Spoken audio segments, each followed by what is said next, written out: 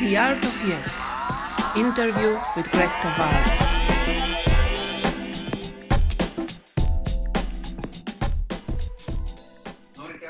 Monica, are you here? Monica.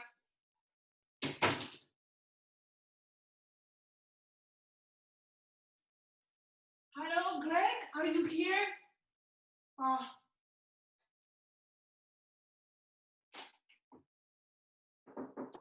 Just gonna come in, Monica. Greg. Monica. Oh, hi. I just let myself in. Yeah, I just got in. How are you? Good to see you. Welcome to Warsaw. Oh, thank you. Oh, yeah, it's great. I'm excited to be here. It's been a whirlwind tour. Good to see you. How was your travel? I asked David about the same. How was your travel to Poland? It was great. You know, like flying now, but I travel with my family, and so the kids are doing that long of a flight with 2 kids is ridiculous. So it's like hell, but we made it. Good to see you. I'm so happy to talk to you because we've met accidentally not a long time ago, and I found out that you are such an interesting person and in love, so much in love with improv. So yeah, I'm excited to have this talk, and yeah. well, it's been great meeting you. Actually, you helped me stay excited, because you bring a lot of excitement improvisation. So it's been a little I feel like we found each other. All of us in our little Friday crew have found each other in a luckily in this difficult time, Yeah, we have some problems with internet. I think you're frozen from time to time, but I hope it will work. I hope so. I can still see you. I can see you and hear you. I hope I can be seen and heard. That's good. I think it's understandable, but it's just sometimes frozen. So that's that. Maybe I ask you sometimes to repeat something or what. Okay. Good. Okay, Greg. So let's start. I'm so excited. Yeah, we just started with love. You are in love with improv. You're doing this almost all life, right? Yeah, it's just really done. I would say like it's like a marriage, like improv is my marriage with how much I get out of doing it and how it's a long-term relationship, and that'd be a great metaphor for like how hard you have to work on a relationship, how sometimes you have to listen more than talk. But yeah, I love improvisation. I love to do it. I love to think about it. I love to teach it. I love to watch it. Yeah, I love it. So tell me, how did you start at improv? Because you do it such a long time that you started pretty early. So tell me, how did you start? And as far as I saw it in your playing, and as far as I know, you also acting, and you like this acting part in improv. So did you start acting or improvising first, or like many Americans, just doing some theater with improv games? How was it in your case? I was an actor first, always. I kind of self-identify as an actor. I know that a lot of times now people use the word comedian or comic to describe improvisers, and I have a lot of resentment for that because, like a couple years ago, I remember like something in the press came out about someone was writing about a project I was doing in the press, and they called me a comic, and I'm like, a comic? When did I become a comic? I'm not a comic. I'm an actor. And so I've always been an actor. That's not a change for me.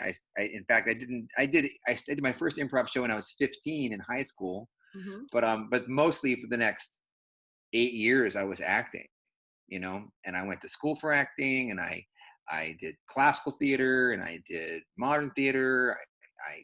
I traveled to England and studied theater for a while. And so my first big passion was acting, theater. Mm-hmm. And then along the way, I discovered improvisation. Mm-hmm. So, and it doesn't feel different for me. For me, it's all acting. I still am just just trying to figure out in every single scene that I do, I'm just trying to figure out what I'm supposed to make believe and what I want and how I'm going to try to get it. All that's kind of like basic acting stuff. Mm-hmm. But yeah, I did an undergrad in acting. I did a grad degree in directing, and so that's all theater based. Improv just kind of fell on me. I've always been doing it, even like I said when I was a kid. But I didn't think it would be what I did for a living for so long. It's just kind of demanded my attention. So how did you start? Did you started like in the school with the acting? Like what was your first I acting experience? I went to college for theater, Ah, and I and took acting classes. And then the last year I was there, this guy came in. He was a graduate act, brought improvisation, if you will, to my town, my southern town, Columbia, South Carolina, where I went to college. Never had any improv in it. This was in the 80s, like 87, 88, 89. And when he brought it, we would used to meet. Our group would meet like 3 times a week for like 3 hours a night, just do improv. We would meet at 11 o'clock on Friday nights and work for 3 hours sometimes, until like 1 or 2 o'clock in the morning. I just was that much in love with it. And then we started doing shows, and then you just catch this bug, and it's like, it's like a drug. It's just incredibly thrilling to do improvisation. And then I was hooked. great. So you live in Charleston, Carolina. You always lived there, or you were born somewhere else and then moved to Charleston? How was it? I was born somewhere else, and I moved to Charleston, and I came here. I went to graduate school in the United States in Nebraska, and then I came here to write my thesis. Mm-hmm. And I thought I would be here for like 9 months, and that was in 1995, 96. And so I just started doing. I had a group that I helped form, and we just started gigging, and it was just really successful. And so instead of pursuing my career as a theater director, which is what I was supposed to do, I just started gigging with my group in bars, and we'd sell the bar out, and then we're like, okay, let's do it again next week and sell the bar out again. And then we did that. And I mean, that's what's crazy about improvisation, is that I have all this training to do classical theater and acting, and so I was going to move to New York or so and write plays and direct plays and act in plays. That was always the plan, and that's the training, and that was my whole academic career. And then like I said, I come here to write this thesis, and we had started this improv group. Like I said, I was in college, and the group is called the Have Nots Improv Group. Mm-hmm. It's a short form group. At least it was in the 90s, and it was wonderful, and it was really, really fun, and it was really just kind of like bootstrappy, like, let's do a show. And we did shows, and people liked them. But when I came here to write that thesis, I never thought that would just take off. Like I said, we just started doing gigs, and they became really popular. And then I put off my I'll move to Chicago dream, and we started gigging more. And then we got an agent to book us a tour, like to tour across the United States. And then we started touring, and we did that for years. We did hundreds of shows on the road. And then we're like, what the hell? Maybe we'll open a theater. And so we opened a theater, and then that took off. And then and then let's start teaching classes, and then that took off, and then all these other improvisers started getting involved, and then a company formed of people. And here I am, 25 years, running an improv company with my partner Brandy, and we have like almost 50 performers. We have a training program. We're doing programming, 4 days a week, class 3 days a week. It just was not the plan. That's just each of these things was kind of like, I don't mean to sound cheesy, but kind of like an improv scene. We just kept saying yes to the next opportunity. Mm-hmm. And it led to having our own theater and being able to make a living for 25 years. And I hope for the next 25 years, because there's no other plan. There has never been a plan. So like, I'm the luckiest guy in the world. And all this happened in Charleston, this little town, not known for, it's a little town. It's like a tourist town on the coast in South Carolina. And like, you wouldn't even think about this. There's no other like influential group in town. There's nobody but us doing improv. So I always describe the improv in Charleston as kind of like the Galapagos Islands. Like we evolve differently than all the other species that do improvisation. It's not like we're trying to do Harold's, or we're trying to do Second City, or we're trying to do IO, or we're trying to do Keystone, or any of these received traditions. We just kind of mostly have learned how to do it by doing it instead of studying it. And then eventually, after 15 years of that, writing down what I had learned. And then that became kind of what I teach. But what I teach is completely self-generated, in terms of like learning how to do it. It was like starting over, because we didn't have a method or a teacher. We just had us. So that's the story. That's my origin story. I experienced that teaching, and I have to say that it's a teaching which overlaps with other teachings. It's just different names for things. So it's really exciting that you have exactly the same conclusions for improv like many other teachers I know, but it's just your own language you build, and that's really great. And I love it. I love this acting approach in it, and how you explain scenes and stuff, and I really enjoy that. So you have such a big theater. I just seen pictures of the audience. How many seats do you have there? 130 seats. It's a big building, but it's not that many seats. It's upstairs of a bicycle shop right in downtown Charleston, and we built the theater ourselves, which is something that's hard to do when you're not that good at doing that kind of stuff. But we hammered the nails and we screwed the screws in, and we put the chairs there when we built the stage. And what I love about it is it was purposely built for improvisation. We're not like repurposing a different theater. And when we brought a lot of artists in over the years, and whenever artists come and perform on the stage, to seem like proud or egotistical, but it's a great stage for improvisation, because the actor spectator relationship is so tight. Like the moment you do something, you get a reaction from the audience and you feel it, you can really use their energy to power you up. But it also has decent lines in terms of like, you can create a picture on stage. It still works as a theater. It doesn't feel like a club. That's the thing with a battle we fight all the time in the United States, is that comedy is typically stand-up, and then as improvisers begin to call themselves comics, it makes it even worse. Apparently now we're doing comedy, which makes no sense to me whatsoever, because I am just doing scenes, and that's where the funny comes from. But we have to constantly remind people. We have a sign up in our theater that says this is a theater, not a club. So that just because the expectations are very different at a comedy club, the expectations are very, like, if every single word that comes out of the person's mouth isn't funny, then it's wrong or bad or it failed. But in improv, sometimes you're talking and you're not getting laughs because you're just in a scene, right? That's got to be okay.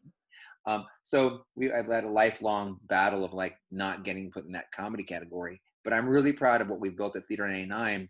And the feedback we get from artists is they just love to play the space because it's electric. So tell me, because this is pretty interesting, because as I understood, you're the only improv theater in Charleston. Is this right? That's true.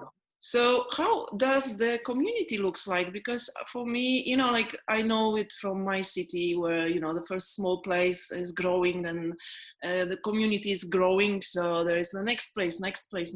Sometimes they are in concurrence, sometimes they cooperate, and, the business sometimes grows.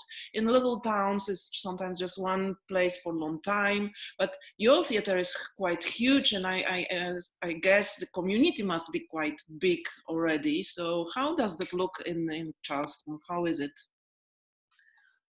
It's grown a lot in the past 20 years. The population has exploded in this town. It used to be a little bit more of a sleepy southern town. It was always a tourist destination, but it's changed in the past years. Imagine the population has doubled in the past 20 years, maybe, which is a lot of growth. And so it just feels like like it's got these kind of two worlds in Charleston. One is a very quaint old Southern city, and one is like a real people from off coming in and getting sprawl. You know, it gets bigger and bigger and bigger, but it's not. There's not. I think the reason why we're the only place in town is that we don't have a ton of artists in Charleston that are trying to make it. You know, Yeah. And that changes the dynamic. If you're like, people are taking, the difference is this: people are taking improvisation at my theater not as a stepping stone to their career in comedy or their career in theater. I mean, it has happened, but it's rare. There's improv comedy at our theater to enjoy their life more. You know, it's the best reason in the damn world to take an improv class, to have fun, not to be awesome at improv, but to actually enjoy yourself. And you could say the same thing about our audiences. A lot of improv theaters, at least in the United States, are patroned in large by the scene, you know, the students or the former student or the aspiring artist, which is awesome. I've been to a lot of these theaters and I'm part of that scene, and I'll go and watch shows there and catch that cool arty vibe. But that's not the vibe of my theater. Theater 99, the people in the audience are patrons that want to laugh, just like they would be going to like a movie that weekend. You know what I mean?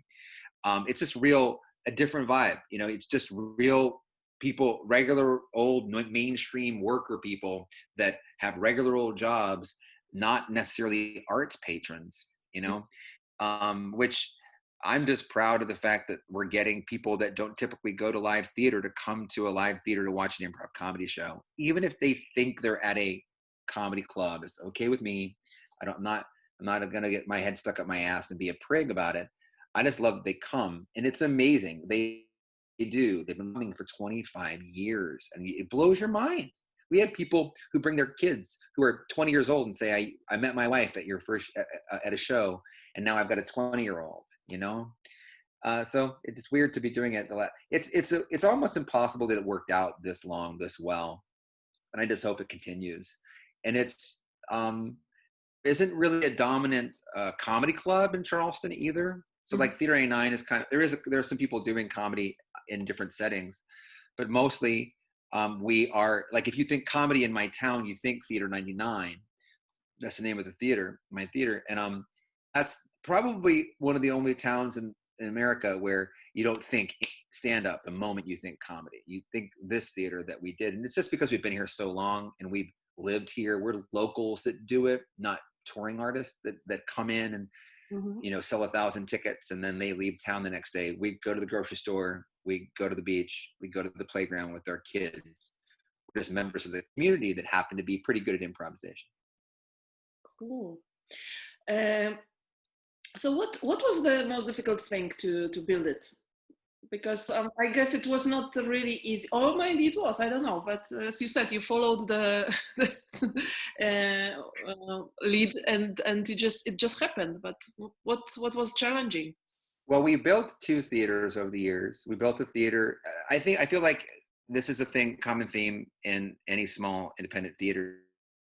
Building a theater is just the next theater you're going to build. Theaters typically assign really bad leases that they can't afford eventually. And also, like, it's kind of typical, at least in the United States, where a theater moves into like a part of town where the rents are cheap, like the warehouse district. And then over time, that becomes the cool place. The rents go up in space. You got to go to the new warehouse district, which you're going to do the same thing too. And so same thing happened with us. We opened a theater in one part of town in a space that had been empty for years. And we had this huge tour. We went on tour for like 3 months straight, college touring, really kind of relatively a low rent touring in the United States, where you play colleges for the college students. This touring does not lead other bigger, it's just a check, right? And so we did that. We did like a 3-month long tour. And at the end of that tour, we had this extra money left over. And we're like, well, we could all cut ourselves a little bonus check, or we could take that extra money and rent this old warehouse and build a theater there. And so we said, fuck it, let's do that instead, you know? And we met, and so we signed an 18-month lease, which is a stupid lease to sign because that's no time. And we just built it ourselves, like bought the lumber, found the chairs, bought the lights, bought the dimmers, and learned how to do, I didn't know how to rig lights. I didn't know how to rig a sound system. I didn't know how to build a stage. We just learned by doing it. And my parents came in and helped us do it. It was so like indie, you know? And we didn't even know how to program the theater. We didn't know what we were going to put on stage, because at that time, we only had a 3-person improv group, me, Timmy, and Brandy, called the Have-Nots.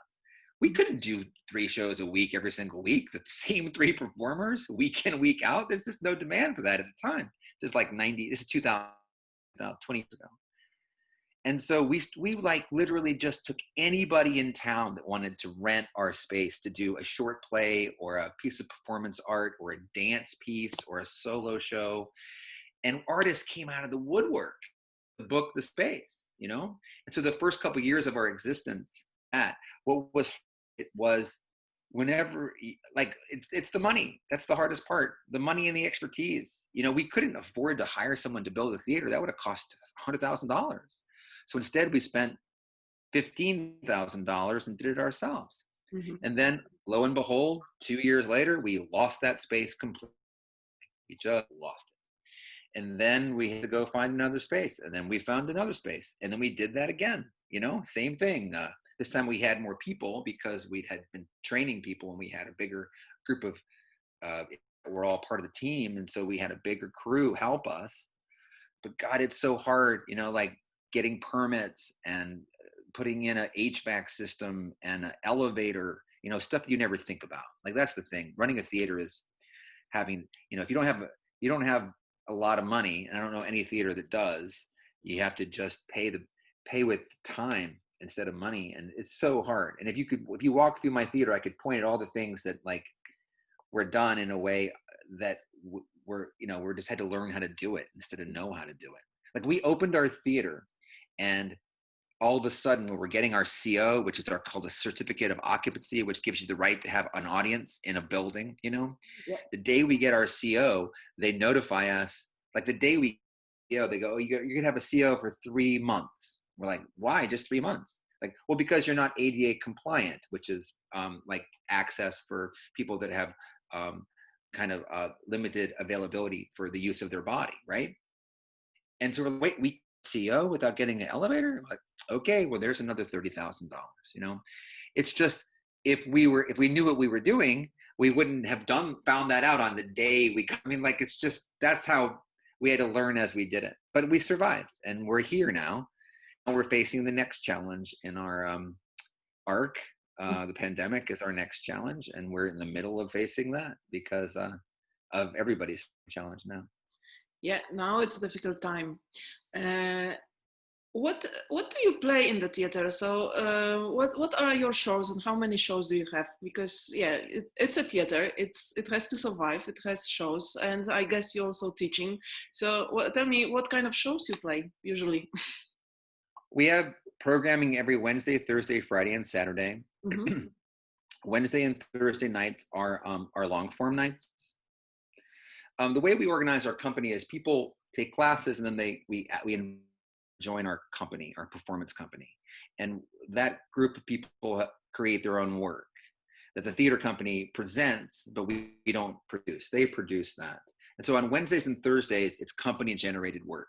Mm-hmm. And it's typically long form improvisation, but it might be sketch comedy. It might be solo performance. It might be stand up, but it's typically long form. And on Fridays and Saturday nights, we have a show that we produce, which is our main show. And it's a 2-act show. The first act is short form, kind of like Whose Line Is It Anyway? And the second act is the same ensemble doing a long form jam. Mm-hmm.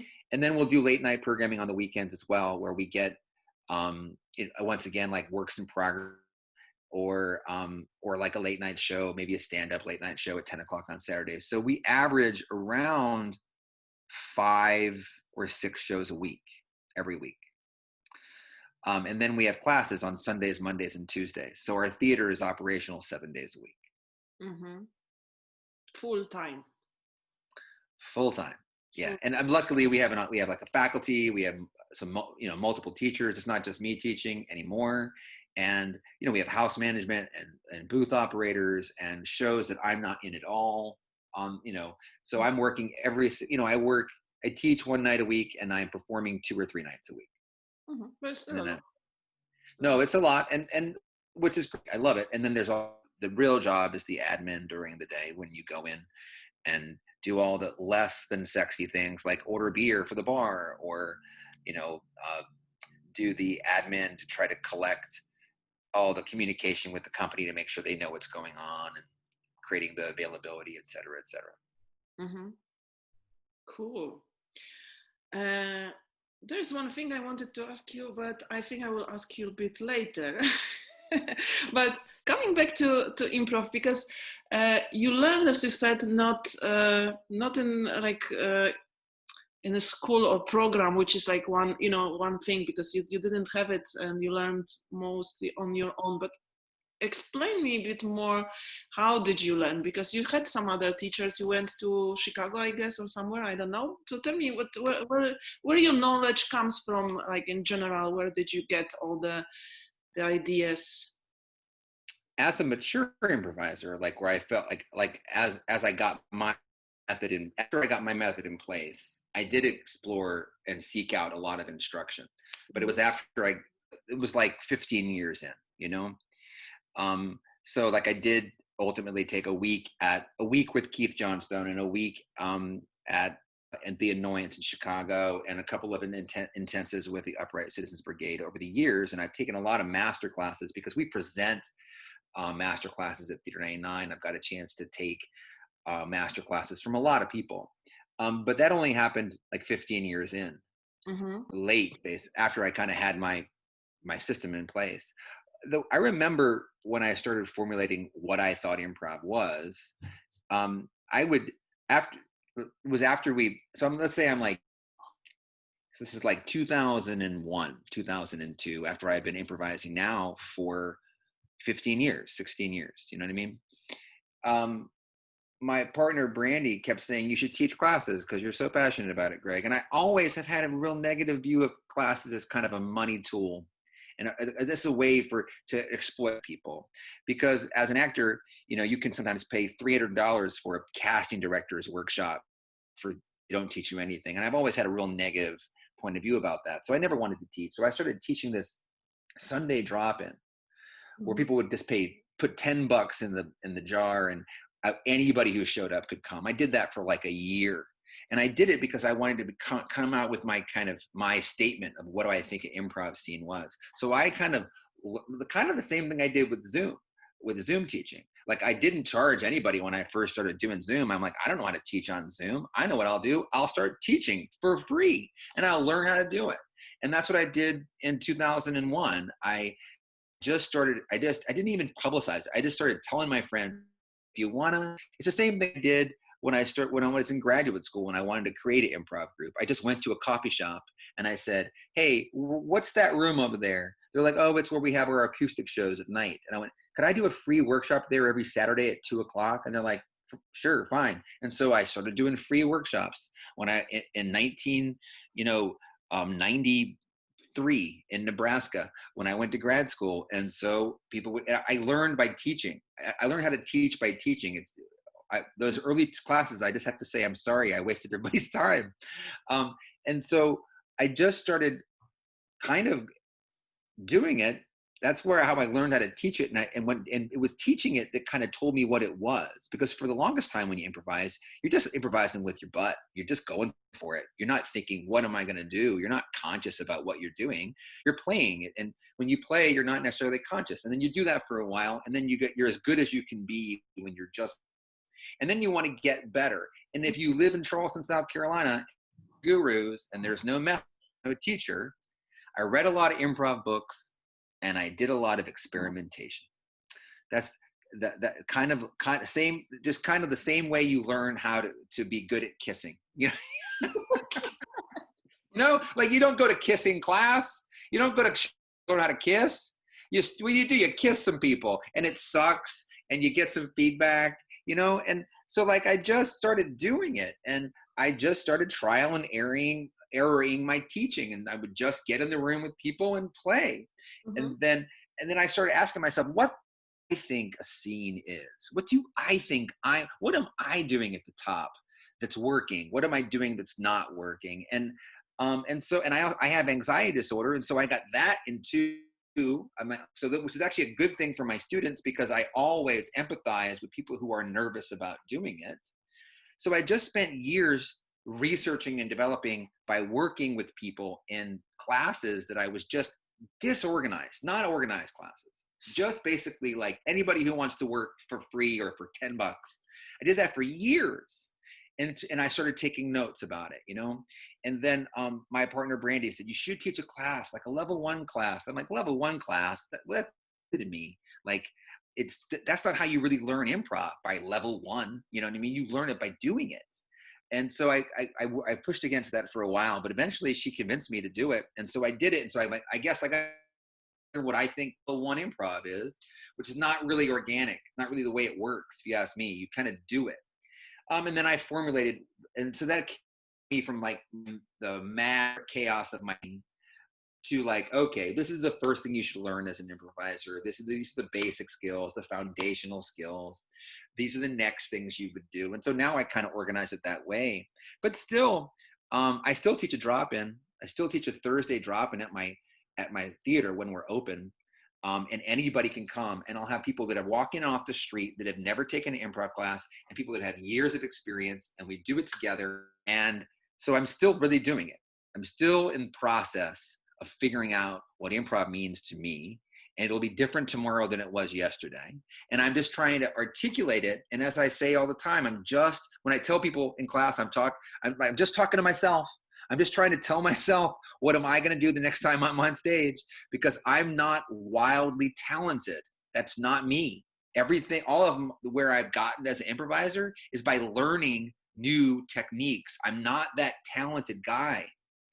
And I'm just, if I have a talent, it's that I can apply a technique. That's my talent, and I can make the technique automatic. So it looks like talent. That's what I say in my book. I'm like, the awesome thing is, you can train yourself to be good. And that's, for me, the most optimistic thing in the world, that we are not damned to our given abilities. Our given abilities can be trained into being literally as good as that guy who didn't have to learn.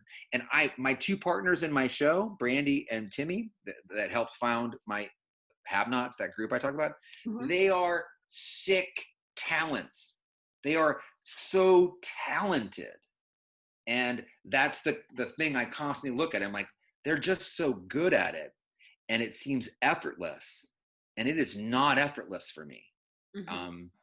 And that, that's the thing that my lifelong path is like, how do you teach yourself to do this? Long answer. Whatever that means. I like it because I have a similar approach. learning by doing, but learning by reading, exploring, digging and stuff. So I totally understand it. Yeah. I mean, like, and I did have a lightning bolt experience when I was younger. When I went to this giant convention in the United States, where all these high school kids went to like a college for a week to take a bunch of acting classes, and I walked in. I was the only guy there. I was the only guy there that had already graduated from high school. That's how weird I am. I had already graduated, and everyone else was there because they're like still in high school. I finished high school and I didn't go to college. I took a gap year, which is not very typical in the United States. And I didn't know what I was going to do. I had no clue. But I wanted to go to this week-long convention. And so I go there, and I'm the only guy from my high school at this, 2 kids, 2016-year-olds and 1 18-year-old, totally fish out of water. And so I go there, and there's this one class, and it's an improv class. And I go there, and I get there a little bit early, like 5 minutes early. And the teacher starts talking to me. He's like, "What's your deal?" And he's like, "Where do you go to high school?" already graduated. That's weird. I thought everybody here was still in high school. I'm like, yeah, I just don't know I graduated 2 weeks ago. I don't know what I want to do. I wanted to come here and try this out. And he started asking me questions. He's like, what are you going to do? Where are you going to go to college? I'm like, not going to go to college. I'm going to buy a motorcycle and go all across the United States. And he's like, oh, well, what do your parents think about that? I'm like, they're not happy about it. What's your girlfriend think about that? She's not about it. And then people start coming into the class because now it's class time, but he's still me. So we go about 10 more minutes where he and I just talk about this thing that I'm doing. And then everyone's listening to this conversation. And then he goes, okay, there's something here with this guy. Who wants to do a scene with this guy? And this girl goes, I want to do a scene with that guy. And so this girl gets up and he goes, do a scene, improvise a scene. And we just click in and we play this scene of like me and my girlfriend having this argument about me taking this motorcycle trip. And at the end, she slaps me in the face and he goes, stop right there. And he looks at everyone else in the class and he goes, was that real? And they all went. And then went, all right, get up, let's do a warm up. And then we did a whole improv class after that. When I left that room, as I walked out of the doorway, I heard a voice in my head that said, this is for you. And I knew it from that moment on. You know, I'm like, that's what I'm going to do. So he woke that up in me. And I don't even know who this guy is. I don't even know. I owe this guy my whole life. But I don't even know who he was.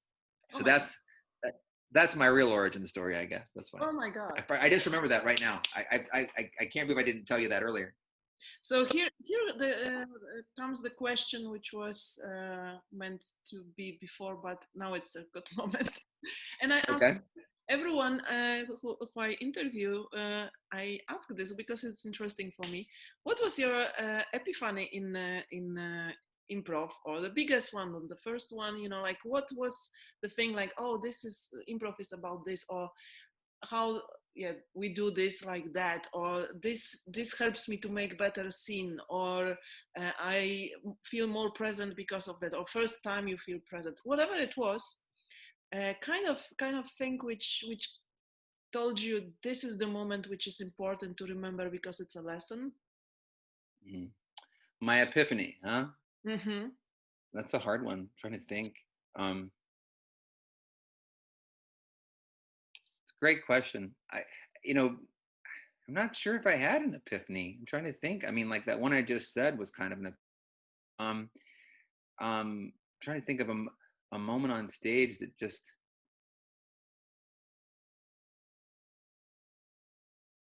I don't know. I'm trying to think. Maybe it'll come to me. I've just done thousands and thousands of shows, and I have a horrible memory, by the way. I can't remember. And so, and also I'm kind of unconscious when I'm on stage. Mm-hmm. You know, I walk off stage and I don't even remember what I said. You know, I might remember it right after, but I don't really have a moment. Maybe it'll probably come to me later. I'll be like, oh, that's what I said, which is the way I do improv, by the way. The way I do improv is like later on, I know it. That's what my epiphany is. Let's see. Maybe it comes. Maybe it comes. A little wander around in my brain for a minute. That's how I do improv too. I take a long time to say. I would like to ask you, what it is? I'm the horrible thing. What is I am the horrible thing? Okay, this is not so much about improv. I Am the Horrible Thing is a solo show that I created, that I still do, by the way. Me and my wife went on vacation for her 40th birthday. We went to Costa Rica. And her parents took care of our 2 kids for a week, and we went there. It was a big thing. We took a big trip for my 40th, and so I just wanted it to be reciprocal, you know.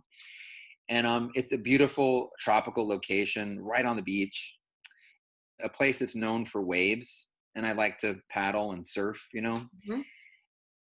And then like 2 or 3 days into Sara went to a yoga class, and I got this private guide to guide me, and I hired him to show me how to surf there because it's big wave surfing and I don't know big wave surfing. And so when she was in the yoga class, I met with this guy on the beach, and he's looking at the waves. He's like, "These waves are really big, man. They're really big. I don't. Maybe you shouldn't get in these waves." And I was like, "Yeah, maybe not." Sat there for like an hour and watched the waves.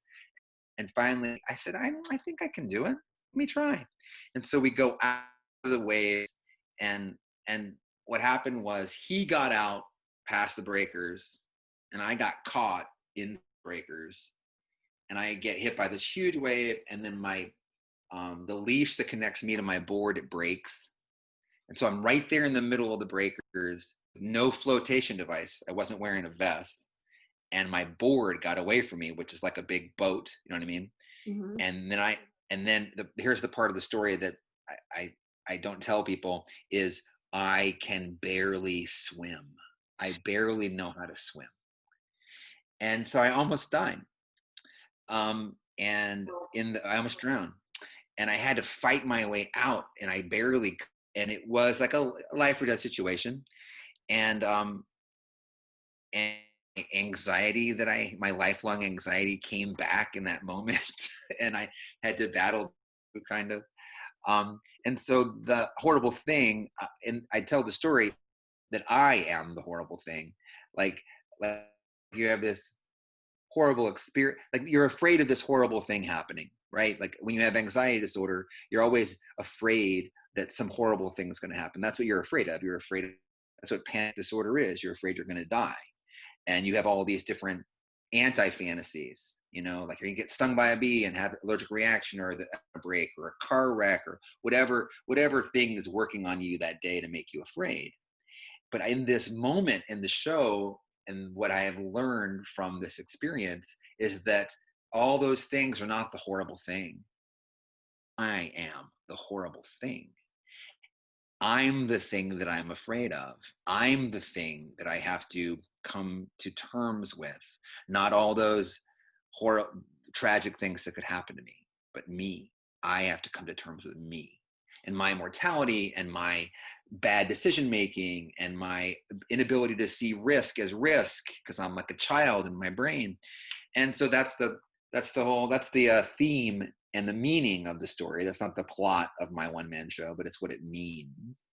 So that's and I spent the past 3-4 years working on that show and performing it. And I will perform it again. In fact, I'm going to record it soon and make it an audiobook. Oh, great. Yeah. I'm asking about this because every improviser, or most of us, I think, maybe not every, because I know few people who are not scared and have no stage fear at all, or not much, but most of us is facing it. And you had a TED Talk, and you talk about fear. So this was an introduction to the subject of fear. Yeah. How to deal, how you deal with fear, if you still deal with this, and what's your approach to this, and how you would advise people to get over it, or just to get less, I don't know, just to deal with that. I still deal with it. I purposefully use the language of overcoming fear. I purposefully don't do that. I say face it rather than overcome it, because I don't want to be I don't want to fight my fear. Mm-hmm. I spent a lot of years feeling bad being afraid and having anxiety. And so I've kind of gotten to a headspace where I don't have to feel bad about it. I just experience it, and that's just the truth. Like I'm phobic of bees. That's a good example. I'm not going to be unphobic of bees, but I can be phobic of bees, and it doesn't ruin my life. I don't get mad at myself for being phobic of bees. I used to I would feel like I was broken, but no. Did I still get stage fright? I mean, or like, let's just say anxiety, performance anxiety. The way like my speech is called Fun Kills Fear, and I definitely use that technique. For me, like surrounding improv specifically, and maybe you could know what I'm talking about because of the culture of our Friday group. You know what I mean? Is it's hard to experience like joy and fear simultaneously. Mm-hmm. If you're feeling joy or like happiness and fun, it kind of eclipses the fear, right? It's like it's like it just blocks it. Mm-hmm. It's and so what I do before shows, I try as hard as I can to play with my group, like play, like like I get a hacky sack, we play some fucking hacky sack, we'll invent a game, we'll tease each other. For me, it's about connecting with ensemble that I'm the players, the people I'm going to be playing with, and being playful and fun like kids with them. And then I'm not nervous anymore, you know, and then I'm not afraid. I'm just engaging in partnership or play, which totally preoccupies. That's kind of a Keith Johnstone concept, the preoccupation of the play, the preoccupation of fun, the preoccupation of the participation, the preoccupation of like when we do stretch and share, which is a exercise I learned at the UCB from Lennon Parham, and we're just sharing something and stretching. We're starting to connect, and all of a sudden we're not, because everybody's a little bit nervous before a workshop or a rehearsal. You know, everyone's like, I hope I do well today. I hope we do well today. That's just, I mean, when you have anxiety disorder, that can become snowballed into like a dysfunctional outcome, sure, but I think everybody, even if they haven't got anxiety disorder, they're like, oh, I'm going to invest 2 hours of my time today on a Friday afternoon to do something on Zoom that I hope is worthwhile. I hope it works out. That's all anxiety is. I hope it works out, which I think is a normal thing. It's just maybe I hope it's works out with a little bit of fear. Won't. So what I do before shows is I connect and play with my crew, with my tribe, with my group, my ensemble, and if I'm directing and not performing, I'm trying to facilitate that play. Mm-hmm. So like I do a lot of facilitating and teaching and directing, and as a director or facilitator, I'm just trying to create the environment where my actors will do that. And that's kind of what I'm really happy with. Those of us, maybe people don't know that we met over Zoom a little bit over a month ago, maybe 6 weeks ago, 8 weeks ago. And the crew that met every Friday has gelled. And now we're the Friday crew. We meet every Friday and even more. And that's what I'm so turned on about that group is, and I feel a level of success for it. And I allow myself to, is I felt like both the chemistry of the group and what I was offering the group met, and the created a chemistry that is playful and loving. You know, I mean, like before every single recital I ever do, because I teach all the time, always have a class show. We call them recitals to keep it playful. I always say, you know, huddle up, you know, level 3, whatever I'm teaching. There's reason we do improvisation, and it's love. On 3, it's love. 1, 2, 3, love. And I just try to remind everybody that like improv is a loving act. Connecting is a loving act. Your armor down is a loving act. Entering into play with another human being is a loving act. It requires trust and vulnerability. And so that's all I'm trying to do, facilitate, to eclipse my fear and my anxiety that can get in the way of all that. I just try to invest myself in the connection, the love, the playfulness, silliness, the laughter of the group of us, where we don't have to make anybody else laugh, just us. And so I just play some kind of dumb game with the crew. Mm-hmm. That's how I face my fear. And did you, is it changing? Is it like you had it before when you started it bigger, and now it's smaller and more, I don't know, more, you adjust it more, or it's still the same kind of fear? Like, you know, I mean, if it was like this and now it's like that, or it's still the same level of this fear? How do you feel about it?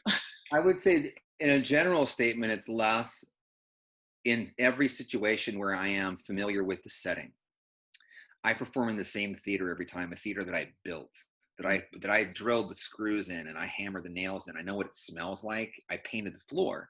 So when I'm there, I'm armored, if you will, against fear a little bit. I still feel it there just because of the familiarity. But I also travel and tour still, and perform at festivals and other theaters. And you get me out of my warm bath of Theater 99, I can be like a 16-year-old on prom night too. And so like, in fact, I would say in a way, I'm I haven't I'm not desensitized to having to perform in a lot of different environments anymore. I was in the 90s when I was touring a lot Mhm. with my crew. I was like a mercenary. I didn't give a shit about the room. You know what I mean? Nowadays, man, weirdly enough, like lights really fuck with me now. Like if a theater's lights are super bright and low or really dim, I'm like, why are the lights so weird? And then I'm like, why am I worrying about the lights? And then I'm like, my character is not on stage. I am so in my head right now. Jesus Christ! Like it's like a cascade of bullshit. Like if I'm at my theater and playing with my crew, but I did a show on Saturday night, and I was nervous before that show because I Mhm. hadn't performed in 3 months, and those 4 people had never performed before in that way before. We'd never really streamed before. We had to socially distance while we performed. That was new. You take away I have a ton of coping mechanisms. That's how I perform in a less symptomatic way. Mhm. I don't have a lot of rituals because I'm lucky that I don't suffer from OCD, but I have a lot of sympathy for that because I used to have a lot of rituals that keep me feeling safe. Mhm. Um, but that was starting to create another set of dysfunctions. So I was like, you know what? I'm going to create this kind of playful environment before shows in my warm bath of Theater 99. But you take Theater 99, and we take the warm bath away, you take the playful thing away, all of a sudden I'm not as I usually am.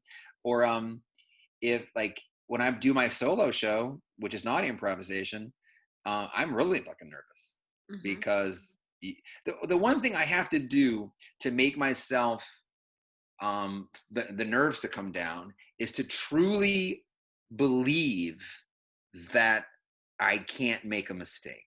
Mhm. That thing we're supposed to buy into, that thing where whatever happens is right. We will be accepted for whatever we do. I have to truly, if I can believe that, and if that can be true in the relationships of the players, then typically I'm good, walking in, talk to me 15 minutes into the show. If we're absolutely sucking, I might have a different point of view, but like, I think the gift of improvisation, we have to walk that walk as well as talk that talk. We have to say no mistakes. Everything we do is going to be okay. I support you. And then we have to fucking do that. Mhm. But we're humans and we're totally fallible, and we can not like something.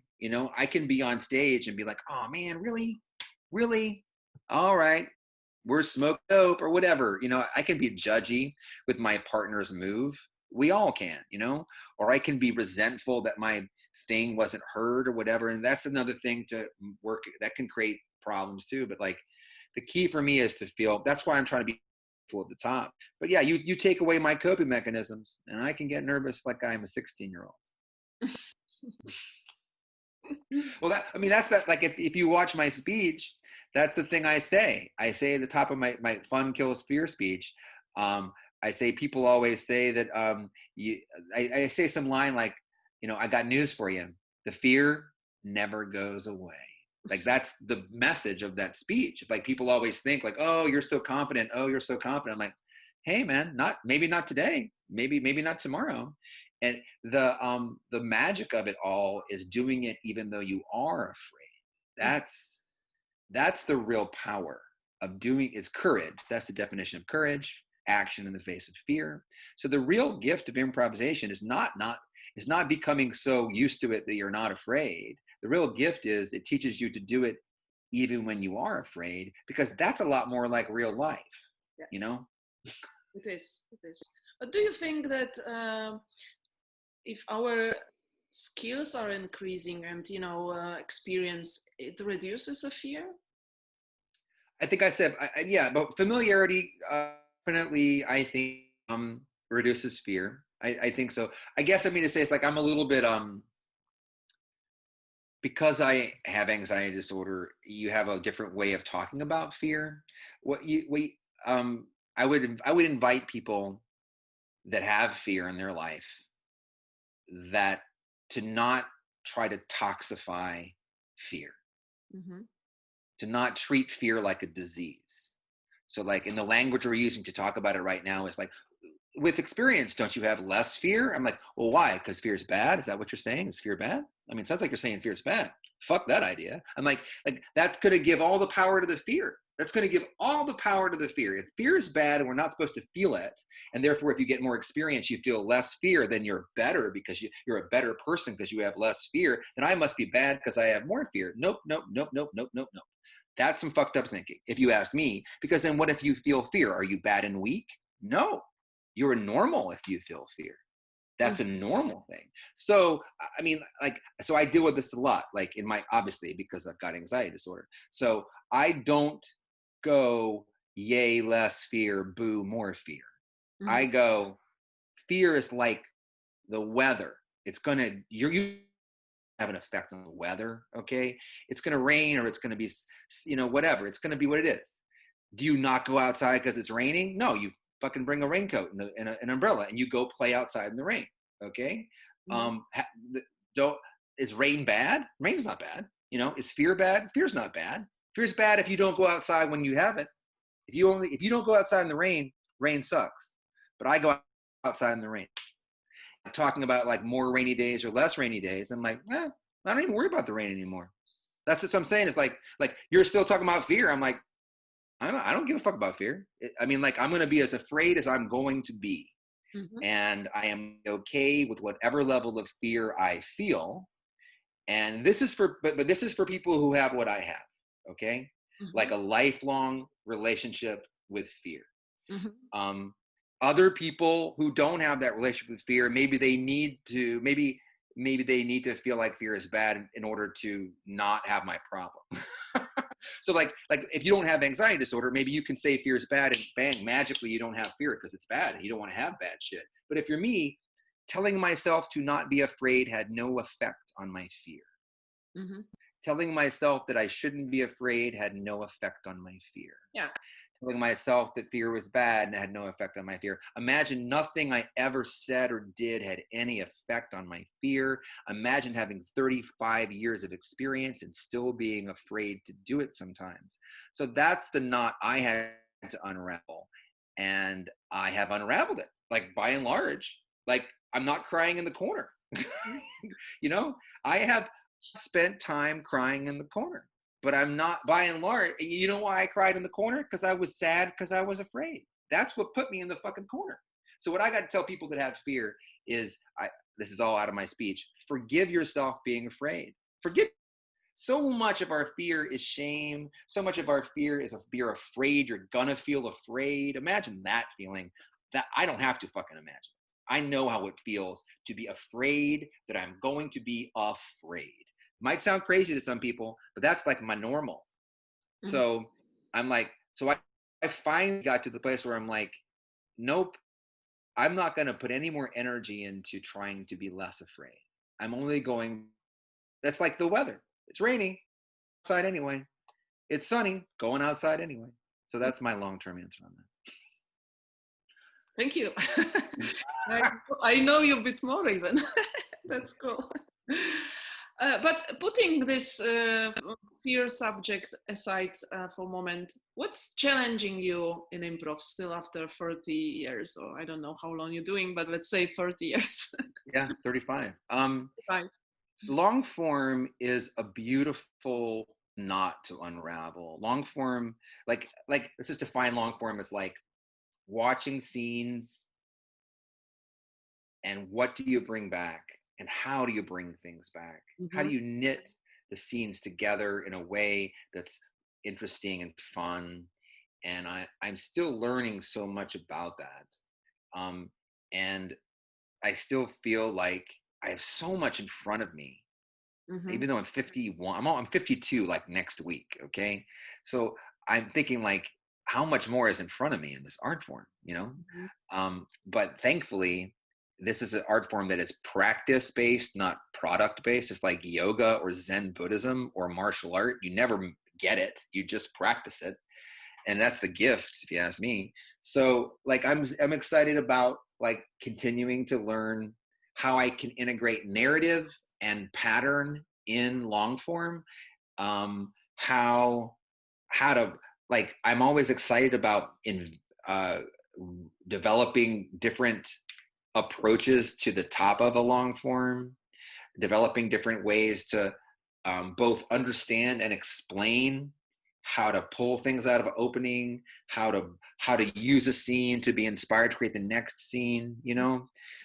So I'm just kind of enamored of the art form, you know? And I love partnership. I love playing with people, reacting to them, you know what I mean? That feeling of like all you have is your partner and what that dynamic is. I do feel like as getting older, I'm getting slower and my memory is getting worse. And so that makes improv harder. And so I have to bluff more in scenes than I have ever had to bluff. Like act like I know what's going on, but don't really know what's going on. I have to work so hard to remember the early part, the first 10 minutes of the piece. Like, who's that character again? So that gets harder as I get older. Yeah. And I did come to, you know, I didn't come to, it was 2002-ish when we started doing long form. So I'm kind of like a good 15 years in before I started doing it. So I still feel like I wouldn't put it in my second language, but it wasn't my first language. You know, my first language was short form, you know, where you just set the world on fire every single time because nothing matters. You know, you're like, we got 3 minutes for this world to exist. We might as well tear the fucker down, you know? And I love short form, still do it all the time, and I'm good at it. And I love the immediacy of it and like the almost like the madness of it, the attack oriented, the put it all on the plate right now.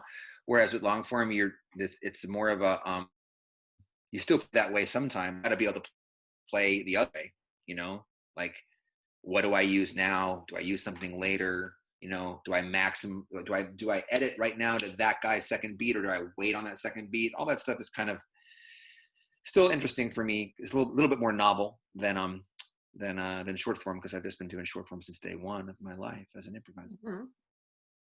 I actually wanted to ask you about like short form or long form, because in your book is a little chapter at the very end about short form and long form. So I know your opinion, but as we do interview, I would like to pull it from you for our listeners. That what's your point of view on that long form? I know in theater you play both, so yeah, I feel like short form gets a bad rap in the United States. I think maybe in other countries, short form still has a lot of respect. I feel like short form is disrespected in the United States now. And I can understand where some of that is. It's thought of as lesser than, less artistic, more entertainment. And I even know where that point of view comes from. But like I think I say in my book, you don't have to choose. You can love both of them. And I love both of them. I mean, like, I love them for different reasons. That's the truth. I just said some stuff about long form. I mean, like, if I was, you know, I wouldn't be able to pick just one. I would be frustrated if I only did one, really, for real.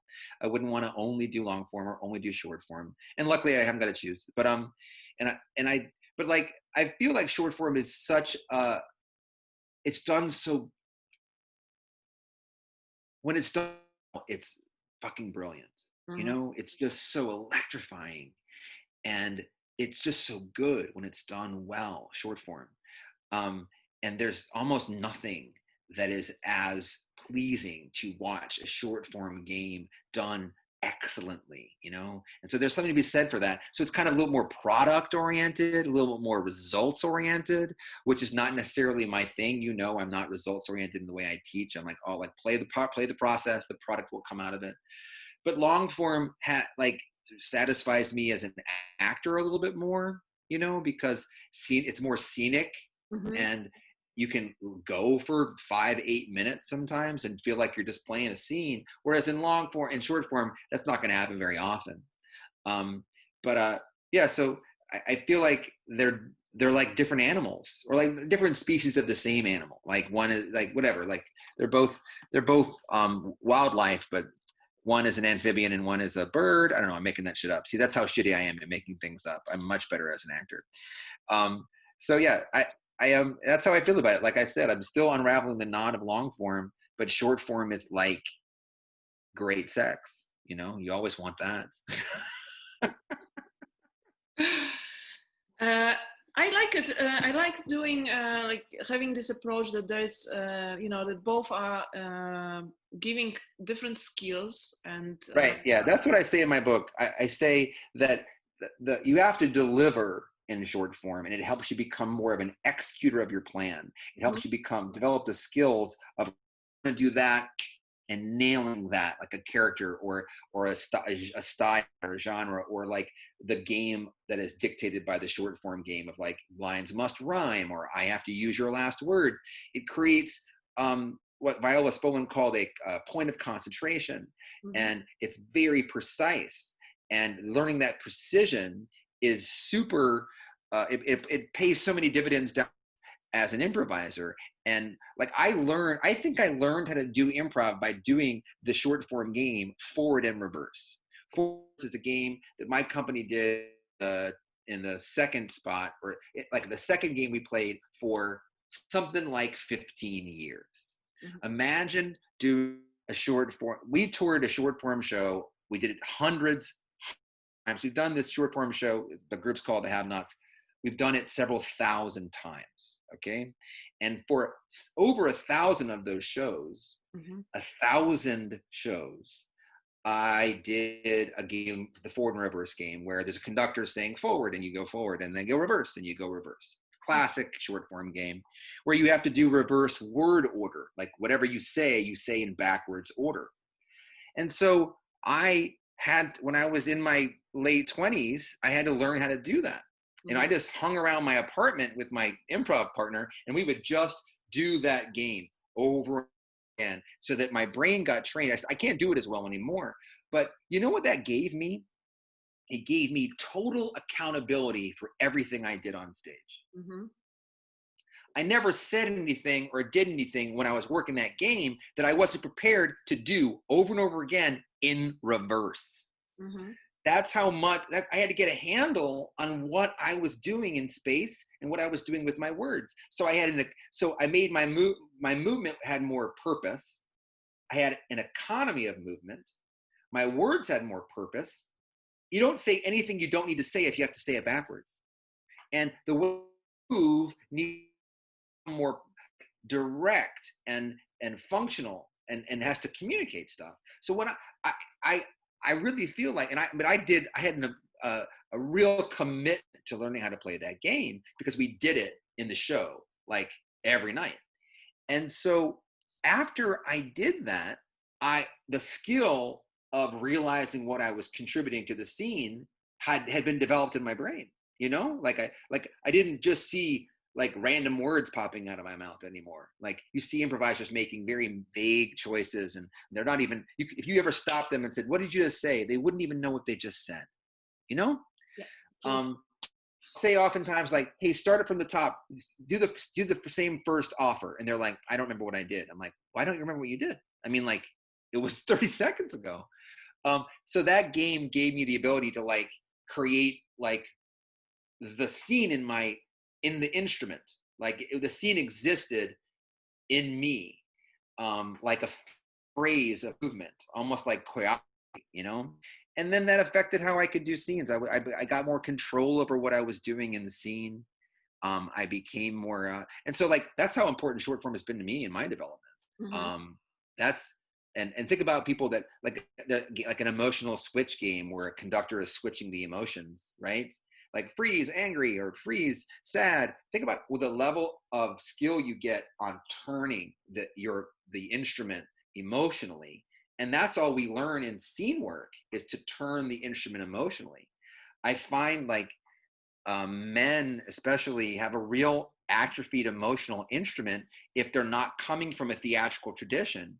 And 90-something% of my students are just walking in off the street. I don't come from, the people that take my classes are not actors and they're not comics. They've never acted, a lot of them. So that when I say, hey, you got to react emotionally they're like, look at me like a crazy person, because reactionally is something they were trained not to do as a young person, because that's how, a lot of young men were raised. Where I'm from is, I imagine it's pretty universal that showing emotion is weakness, basically, to a lot of masculine ideas of being told of what being a man is. So a lot of times men, and I'm like, hey, react emotionally to that, and they don't even know what they think I mean cognitively. They're like, they literally have a hard time parsing out what thinking is and what feeling is. They really have a hard time going. So I'm like, could you tell me an emotion? What emotion does that thing your partner just said, what emotion does that cause? And they'll be like, confusion. And I'm like, not an emotion. Confusion is a cognitive state. What emotion are you feeling? They look at me like a crazy person. They're like, emotion. Tired? Am I tired? I'm like, what are you talking about? That's not an emotion, So, I don't know where I fucking go with this, but that's short form is important for me as a development, because it learns you these skills, y'all. These skills got to get learned in you, like change your damn emotion or go backwards. I don't know. So I learned a lot of things doing short form. There you go. Thank you. Well, what's next? You wrote a book which is online. Do you have it next to you? Because I have it only on the Kindle. If you, I mean, like, what kind of crazy egomaniac has their book? I will put a link at the description, but just I thought that maybe you have it. We can show it. I don't have I'm really thankful I don't have a book, because I was a jerk if I did. Like, I don't have one here. Yeah. You wrote a book, and this book has a structure, and it has a lot of micro techniques, as you call it. What's the noodles and sauce?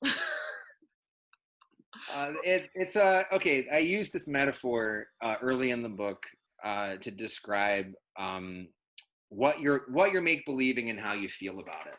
Okay. So I use this metaphor as the noodles and the sauce. And let's just say in every single scene, and you actually can use 3-step metaphor: noodles, sauce, and spice. I'll just go ahead and sell it to you that way. Every single scene, you've got to create the who, what, where. That's the thing everybody talks about: who, what, where.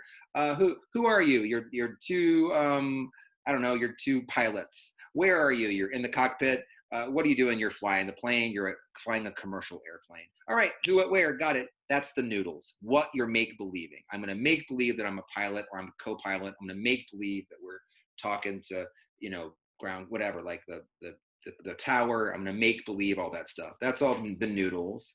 But the noodles are kind of bland, right? They're just the thing you're make believing. And then you got to do the sauce, or your point of view. The flavor, if you will. And for me, in my technique, that typically comes second. Noodles establish the who, what, where first.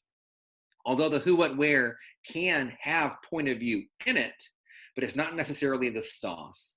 So, like, let's say, like, this has been a long flight, Tommy. Ugh. So I've already got some point of view going on. Long flight. I'm obviously tired. And Tommy's like, you bet, sure is, man. Seattle was really stacked up. So now we're these two, totally jerk pilots that are complaining about their job. And let's say we're 15 minutes out of Houston, whatever. So that's the agreement. That's the noodles. But then somewhere along the way, inside of our dialogue, something's going to get discovered, some point of view. And it's going to be probably a reaction to each other. It could be a reaction to world, like, oh, look at those birds, or like, oh, it's getting bumpy, but it's probably interacting with characters. And that point of view that you discover inside the scene is the sauce. Okay, that's the flavor of it. How this agreement will feel to us, the sauce. Would you call it a relationship, like calling this a relationship? Would you call it? I wouldn't call it the relationship. I would call it. I call it in my book. I call it the discovery of point of view. Okay. In a scenic structure. A scenic structure. Stage 1 of my scenic structure is the agreement. Like, we're going to agree to the fact that we're the pilots, and we're flying to Houston and we're 15 minutes out. That's all to build the agreement. That's the noodles. And then something happens scene which between us or because of the world or because of our lives that makes us discover the point of view. Typically it can be a point of view in the beginning, but typically it's a new point of view. So I call the discovery of point of view, and that's the sauce. And then of course, as we all know, anybody taking any improv, you heighten that point of view, and that's the spice. That's how you bring the flavor. So that's my metaphor for it. So people can kind of beginners mostly can kind of go, I can be like, hey, let's get the noodles on the plate, you know, let's establish that where that without that we can't move forward. And then, all right, well, now you're the pilots. How does and that whole line of how does that make you feel? Your co-pilot just overrode your order. How does that make you feel? That would be the sauce. And then we want them to repeat and intensify cause and effect. That's my line. Hey, repeat and intensify. Override another order, feel bad about it again, whatever feeling we've got going on. And that's the heightening or the spice. So that's the metaphor I use in my book. And I have had a lot of people over the years look at me and say, noodles and sauce. And at first, I don't know what they're talking about, which is hilarious because that metaphor for the book, I don't really use that metaphor in class. I mean, have you ever heard me use that metaphor in class? No. No. That metaphor was complete. It was a device to explain it. I was looking for something to communicate it. I never said noodles and sauce ever before in class, but I like the way it worked to explain it. Does it help people understand it? Do you think noodles and sauce? Yeah, I understand it. It's just fun metaphor, which you get the idea. Yeah, you just get the idea. And so that is 100% me writing on my couch at home. Like, okay, all right. What the hell? What is it? I'm just tired of saying the who, what, where, I got it. I know. Cooking metaphor. But people come up to me and they say noodles and sauce to me, and I'm like, what? Wait, what are we talking about? They're like, and I'm like, yeah, noodles and sauce. I'm like, oh yeah, noodles and sauce. So important, really important. You got to know about that shit. But you don't use it at class. Yeah, that's true. I don't use it in class. I don't. It's not how I describe it. Wow. Oh, but that's a nice anecdote.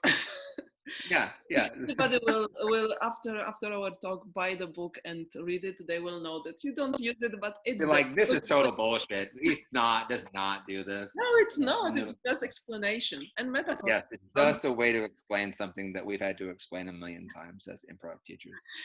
But you also have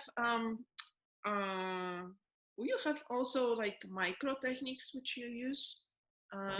There's few of them. I would say, I don't know if plenty, but few of them.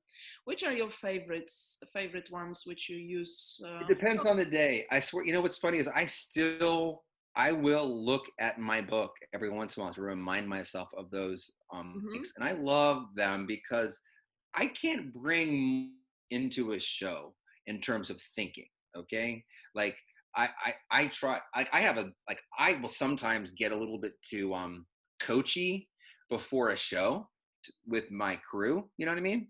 And I have to remind myself, like, Greg, they're right before a show.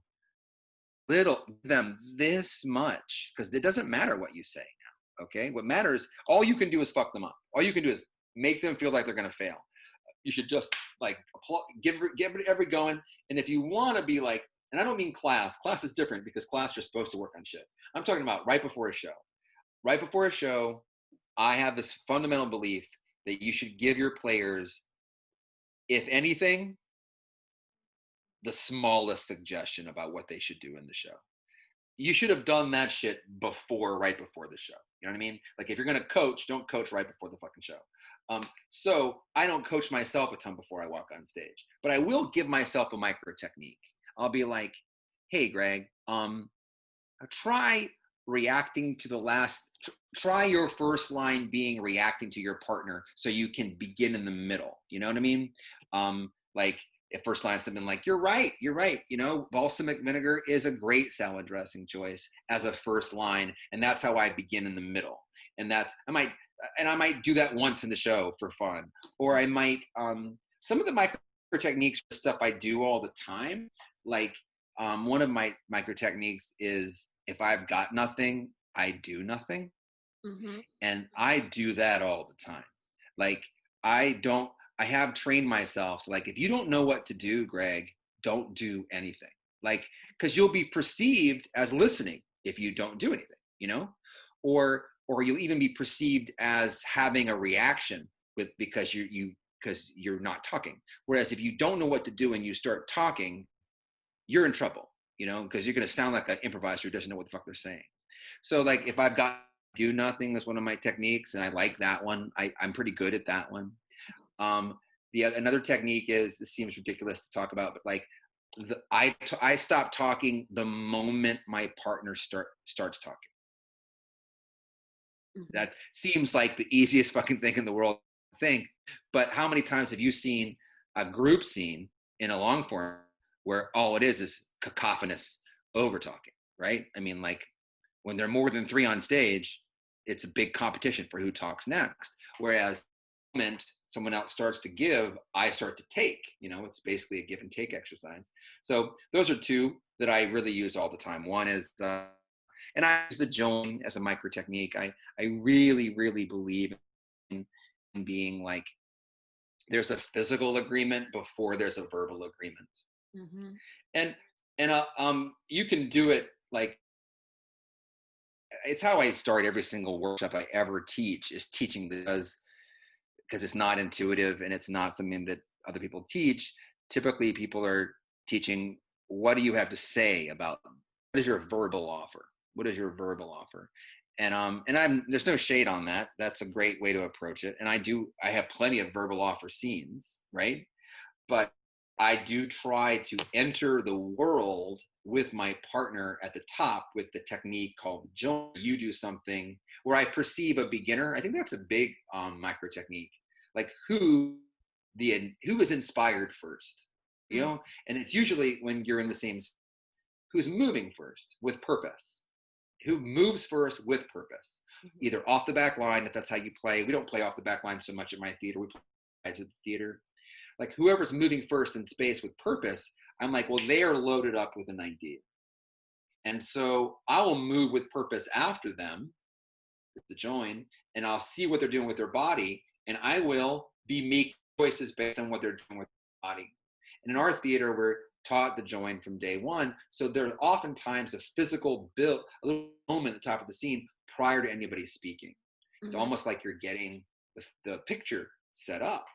Whereas if you play off the back line and you a lot of like they're walking and talking that edit off the back line. The moment they're walking off the back line, they're saying their idea, which is going to create a truncated ability to physically picturize to picturize the world through work, through physical work.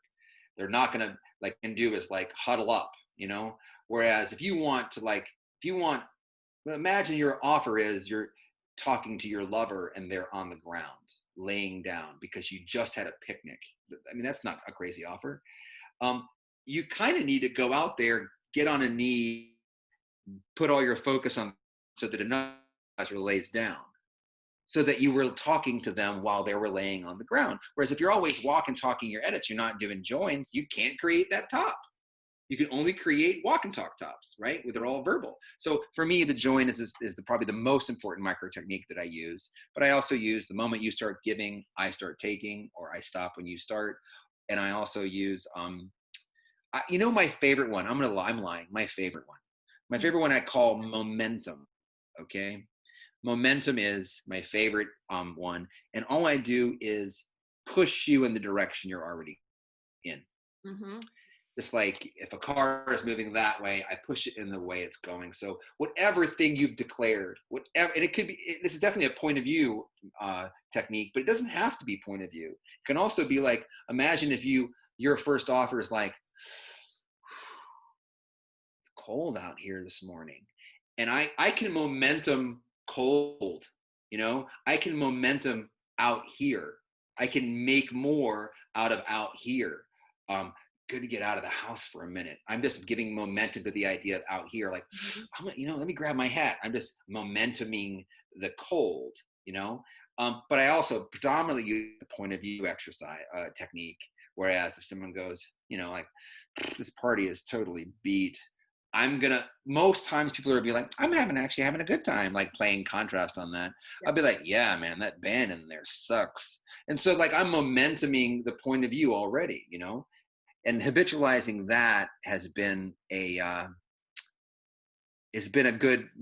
has led to a lot of my success, making that automatic, just seeing. I think I said it in our the last time we worked together, is imagine your partner wants to be doing whatever they created, even if they hate the party. You know, like man, this party sucks, man.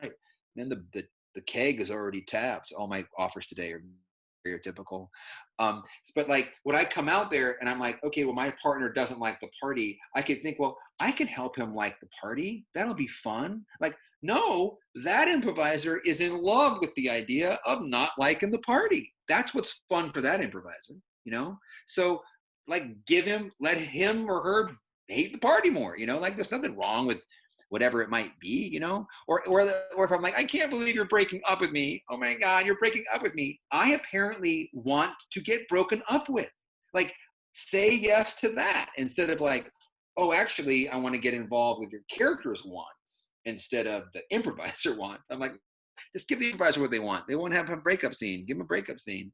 So I use momentum all the time. And my Back to momentum. momentum, yeah. I was riffing on that. My wife works in a hospital setting or in a healthcare setting. She uses momentum as well, in that when she used to work in a hospital for rehab.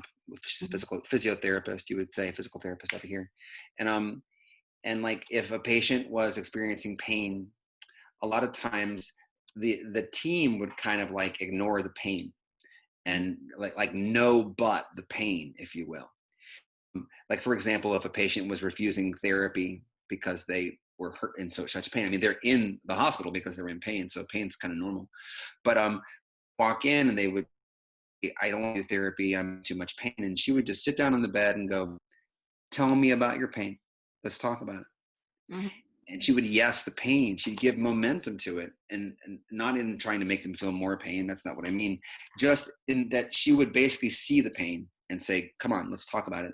And a lot of times she would get some therapy done with them, even though they've been refusing therapy all day. She would get them to do maybe modified therapy, but just the expressing of the pain and then allowing it to be heard instead of everyone else all day like, I don't want to look at that, that's too painful, just got them.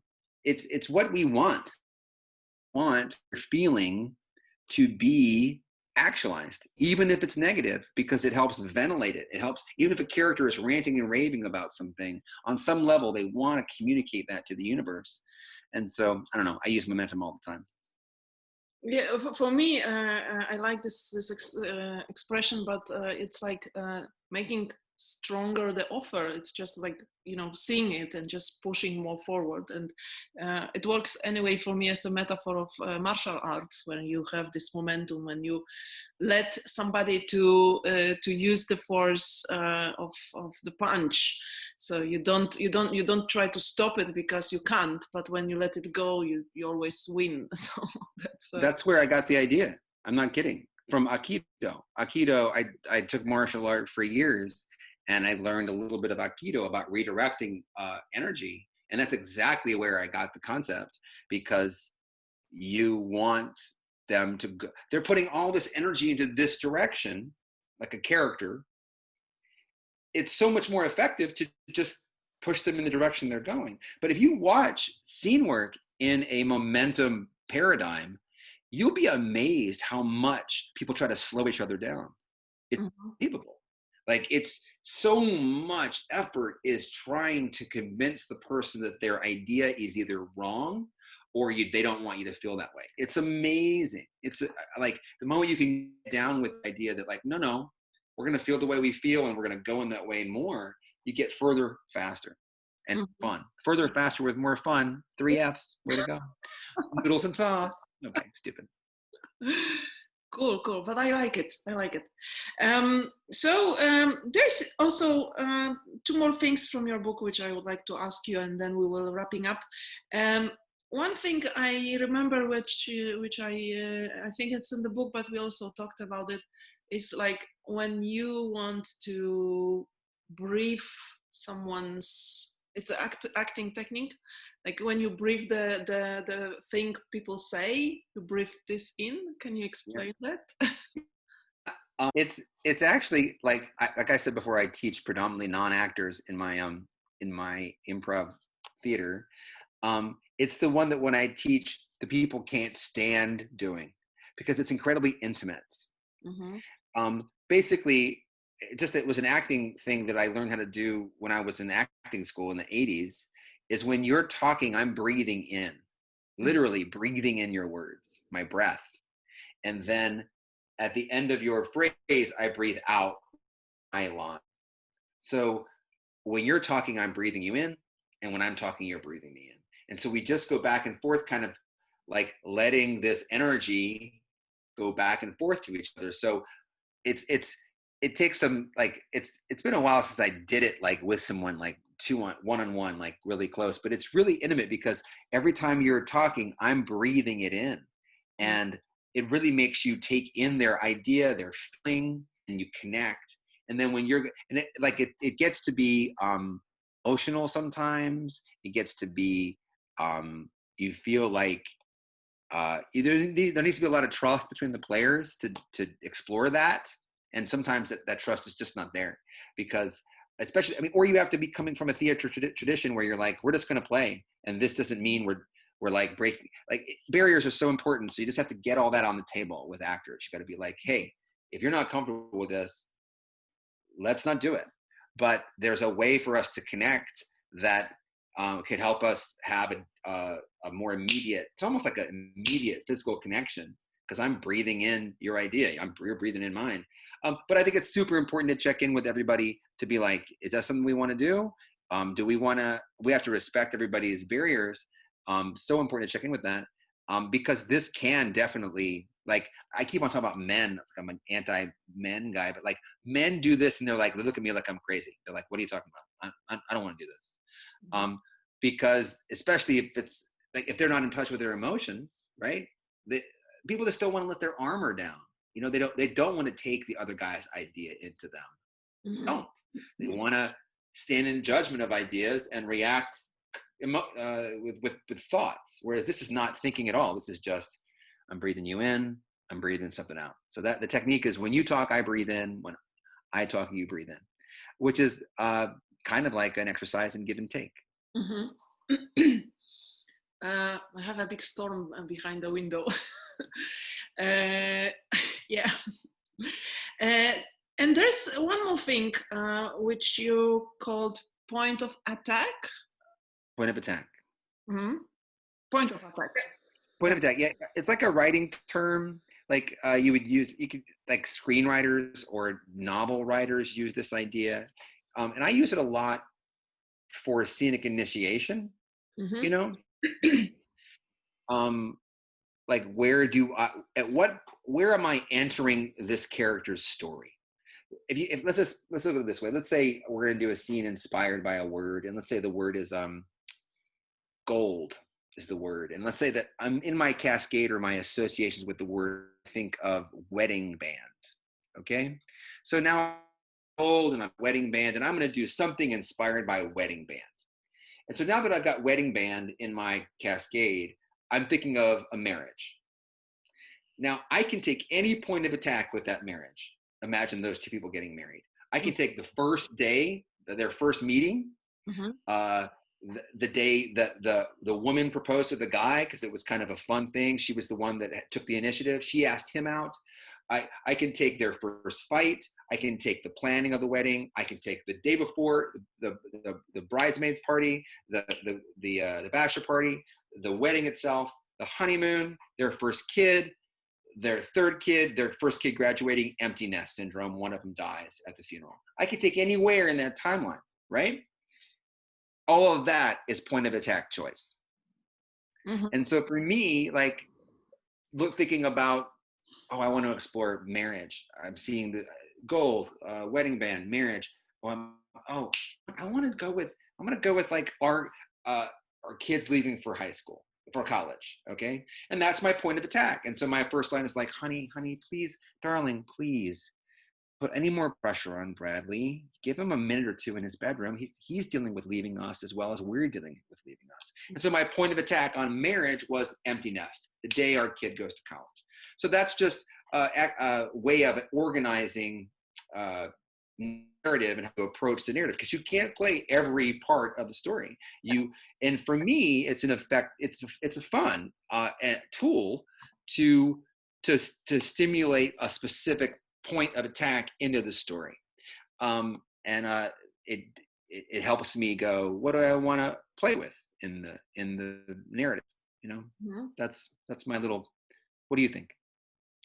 Yeah, I love it, but it inspired me to another question, because I talked to David Razowski in one of this, like the first interview I did, and one of the subjects we touched was taking the inspiration from audience and using it.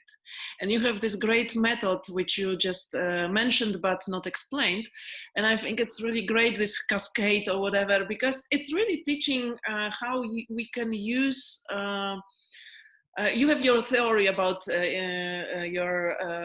about taking inspirations and using it. So if you could still, yeah, I'll talk about it, because it's really great, and I think it's inspiring and fun to use it that way. Well, I mean, like with improv, we get input all the time in a class. Get it from the facilitator or from another student, or from the show. You're going to get it from the audience. And lots of times you're going to do a scene about, like in short form, you're going to be like, well, hey, this scene, they're doing an activity. Oh, they're building a doghouse. Great. They're building a doghouse. So that, I'm not talking about those instances where you're doing a scene about. I'm talking about the scene inspired by. And for me, I use a technique that we call the cascade. And all it is you get the input, like I just got gold a second ago, and then you fall off that idea. And I create these kind of categories how I fall off. And the thing I find with students is their typical first association is a memory, a personal recollection. Like if I say gold, they'll be like, I say, what's your association with gold? And they'll be like, I've got these golden slippers that I love to wear. Great, perfect, gold slippers, that's legal too. But I encourage people to have what I call pure associations that aren't encumbered with our story. The reason why I do that is because of me and my personal technique. For me, if I'm thinking about my gold slippers, I'm kind of locked in, and I'm kind of, I'm bound by what those real gold slippers are to me, who gave them to me, where they are in my house, how about those slippers. But if I go with a pure association, I went with a wedding band, right? Gold wedding band. I'm not thinking of my wedding band. My wedding band's not gold. It's not even that color. And I don't really have a ton of connection with that because I don't wear it. But I'm thinking about the concept of wedding band. There's a purity to it. And now I'm thinking, oh, what does that represent? That's marriage. And then I can go into all those other little slivers of that thing I was talking about before. But I have all these different categories that I can go shopping with my cascade. I can be like, gold, what emotions come off gold for me? I can gold, what's another object I think of? I call that the Wikipedia search.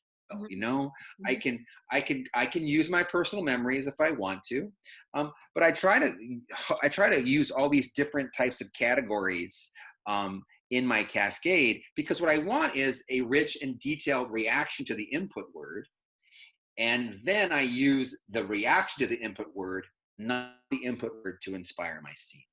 And I get a lot of pushback on that, especially from beginners. They're like, well, if they say the word gold and and let's say my emotional reaction to it is like resentment or greed. Let's say it's greed. And my first line is like, my brother I completely written out of the will. Adam got all the fucking money. And so like, they would be like, well, where's the, like I get it. Like there's no connection to the input word. And I'm like, man, I don't care. I'll do scenes in my life where I have to make the doghouse. But this scene is inspired by my personal associations with the word gold. It wasn't about gold. It was by. And gold made me think of greed, and greed made me think of a character who was resentful because they got left out of the will. The key to me is you get personal with it. The key is you get to where you've loaded yourself up with a make-believe scenario that you can buy into and have fun with, and that you're not thinking about the word anymore. If you think about the word, you're definitely in trouble. Like the fact that I'm in this scene with a guy who's resentful of his brother, like I'm completely now invested. So that's the technique I call the cascade. It's a little bit similar to what the UCB calls going A to C. Mm-hmm. The difference I say is for me, it's important to go A to B, not necessarily A to C. I just want to get, and also I don't only go like boom. I don't go gold and ring. I will go gold, greed, gold, ring. I'll kind of have this cast things or fireworks, and I could use any of that stuff. And that when I first learned how to do the cascade, it was laborious and was kind of encumbering. But now I just go boom, boom, boom, boom, and it's there, And what's cool about it is the thing you associate with, that's your personality. That's you. That's you. You get to put you in the show. That they give the word gold, and then they go, you do something with it, which can't mean funny ideas about gold, because we're not doing comedy, for Christ's sake. We're doing improv. And so I need to make it personal. So when I go gold, greed, a brother who was left out of the will, now I'm invested in my character, and that's what we want. We want a scene where the improvisers can invest in their character and to something interesting. So that's the cascade. Meow. That's great. And also, one last thing I want to say about it, and this is what I say when I teach it, is it's important for me. The reason why I tell everybody this, the reason why I cascade is because I have anxiety disorder. And if I stay with the word, I want to succeed and do good. I want to give a good scene based on gold, but I can't have a good or a bad cascade. So when I go from gold to the cascade, I am deleting the idea of coming up with a good idea. Mm-hmm. And coming up with a good idea it empowers my fear. Mm-hmm. Whereas I say gold. Oh, you're gone again. No. Way to get. Am I still gone? Oh, almost. You're back. So when you say gold, and when I give the input word, I'm not thinking I want a good idea.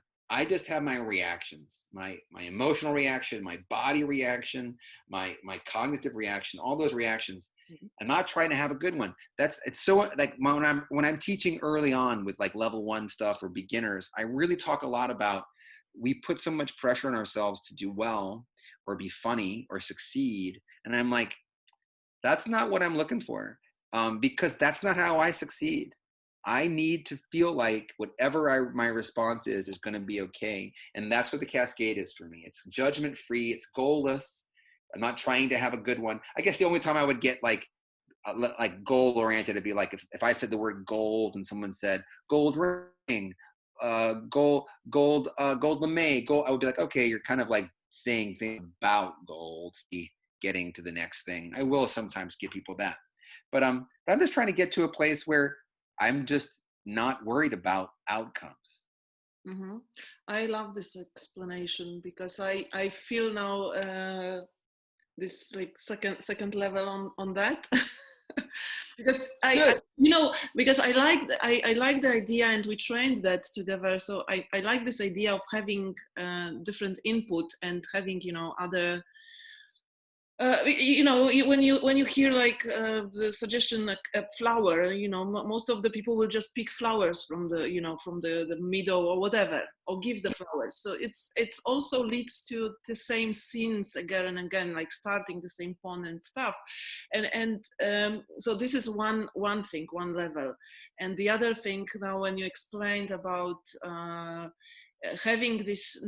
Yeah, because we think sometimes, okay, is this a good idea, or what I do with this? Okay, I have this uncle, or I have this memory, so I can use it. And then we come already with the idea without just looking for discovery, right? And that's why I really love this explanation. And yeah, thank you for that. I feel like, what's funny is a lot of the things that I've learned how to teach are based on teaching in a city environment where nobody had any experience doing improv when they came to me. Whereas like in Chicago, New York, LA, where a lot of these traditions have been wonderfully established, and I have nothing but love for the big centers of improvisation. I have nothing but respect and love for them. But imagine teaching improvisation to hundreds of people, even over thousands of people over the years, and none of them coming from an acting tradition or a performance. And they're coming from other non-theater walks of life. They don't have a developed instrument. They have an undeveloped instrument. And so these techniques like the join that I like, the idea of doing something physical before you talk, or this technique of the cascade, is completely based on what you just said. Scene inspired by flower. I love flowers. Do a different scene. I hate flowers. Do a different scene. I'm a big flower, okay? Like I saw hundreds and hundreds of scenes where people, because they had no experience with improvisation or acting for that matter, they just were manifesting the input word. Straight up, literal manifestation. Scene inspired by dog. I love dogs. Nope. Okay, scene inspired by I don't know, barn. I love barns. Like they thought the first line had to be I love the word you said. So I had to be like, okay, well, I'm not serving them to not give them another technique to do. So I'm like, let me give them a technique. What do I call that technique? What do I want from them? I want them to go on a bit of a voyage with the input word. I don't want them, like I always say, the word doesn't own you. The word is your toy. Play with the word for a sec, and then something will pop out of it, and then you play with that. So that's been my world for the past 25 years. That's great, and I just thought about the epiphany. That maybe these were your epiphanies.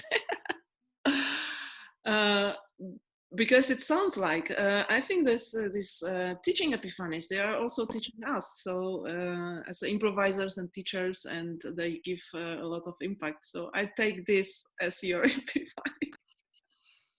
Or maybe you found something else and you want here's my epiphany. I have an epiphany. Yeah. And I think I might have mentioned it before. Here's my epiphany. It happened maybe 10 years ago. Right when I was starting to write my book, I had the opportunity to work with Keith Johnstone for a week. And so I went to this small town in Alabama, in the South, like not a big town. And I did I've definitely read Keith's books multiple times. I definitely have just absolutely admired him as a teacher, but I never met him. And I went, and he was very old. He is very old, and so like a lot of times he's teaching, and his words are just wandering around. He talked one time for 90 minutes about Beckett's Godot, the play. And I'm like, what is this got to do with improvisation, But I sat there, at the feet of the master, and we had a whole week together, and there were really wonderful nuggets of wisdom there. And then the end of the week was a big show, and we did a maestro, which is like the classic form where it's competitive, and he's throwing challenges at you, and house in a beautiful little theater, and I had a great night. I really did. I mean, short form is kind of what I do. So and I'm killing in this short form, and like people are getting eliminated, and I'm still in it, and we're getting eliminated. At the very end, we play the hat game. It's a very classic Keith Johnstone game where you steal the guy's hat. We're stealing the hat. I never played that game before, but it was fun, and like the audience is loving it, and I win the game, and I win the $5 bill and everything. And afterwards, we all go backstage. I had a great night, and I felt really good, And then where Keith is giving us notes at the end of the show, and he's just going through, looking at his notes, and he's like, Cynthia, I thought you could do this. You could play more mischievously. I think you did a great job with this. I love what you did this. Bobby, you did this. And then it was my turn. And I had a great night, okay? He gave me one note. He said, Greg, you improvise like you have the weight of the world on your shoulders. Next note, somebody else. The only note I got. Oh my And so I took the weight of the world off my shoulders since then. That's my epiphany. Beautifully said. Beautifully said. I love that. This is a great ending of our lovely talk. I'm so happy. Thank you, Greg, for this Yeah. lovely chat because, yeah, I really got to know much more. And as I know you a little bit since this beautiful few weeks where we work together, now I know you better. Even better. Yep. Thank you so much. Awesome. Awesome. We did it. We did it. I thank you as well. I had a ball. Do you want to play a scene together? Of course I do. I love playing scenes with you, Monica. What are you talking about?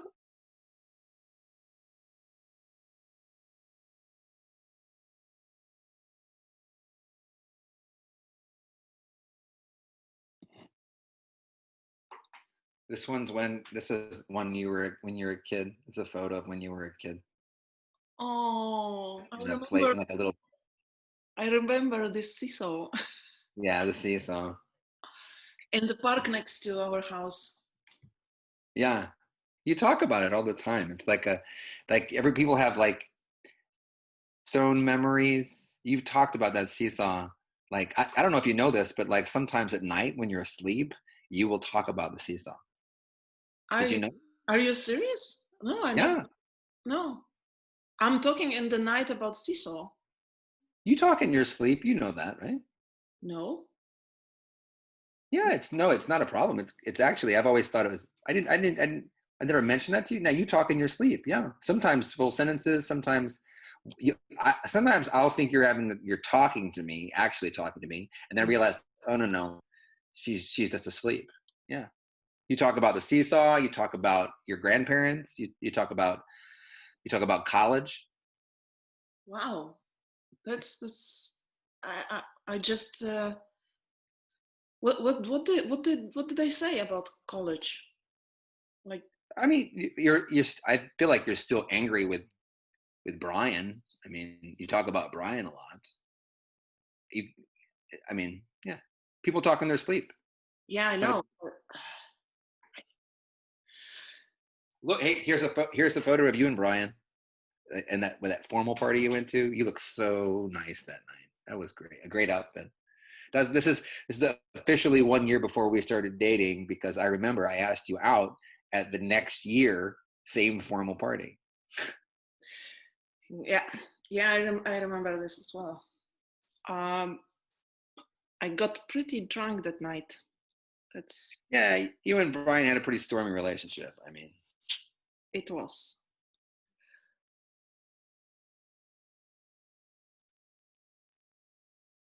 I feel like you're getting kind of sad. What's going on?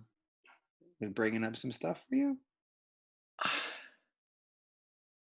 He's I don't know why it comes out now. This is about Brian? I I met him recently. What? I I met him recently, like 10 days ago.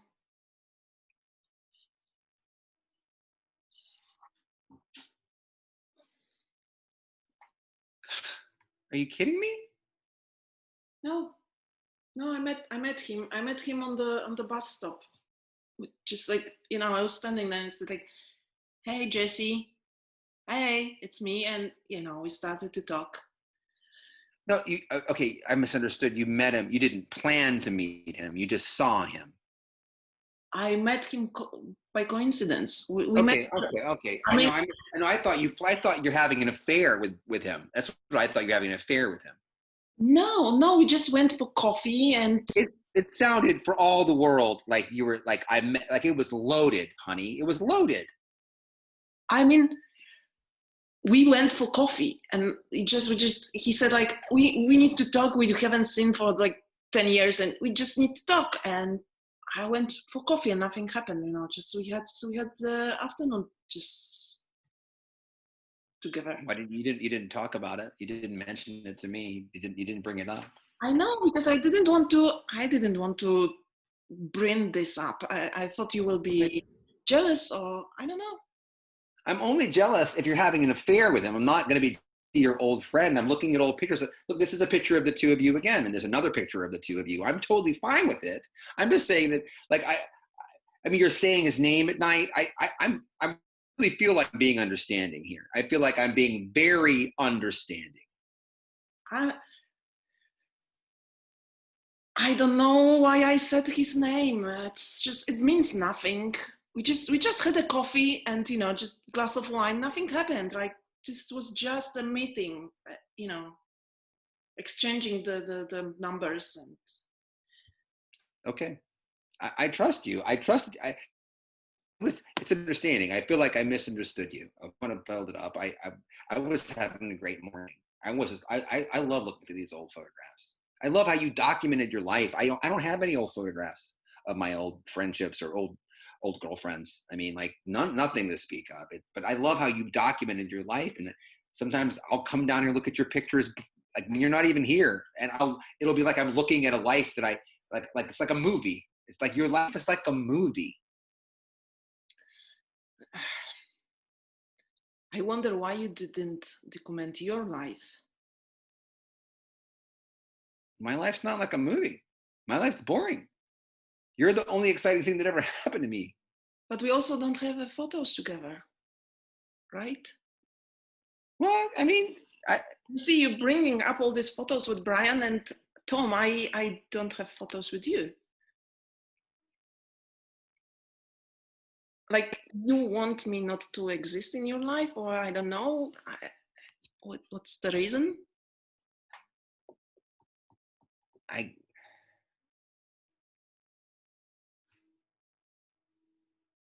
don't know. We actually don't have even the marriage photo. We have nothing to show our children how our relation began. And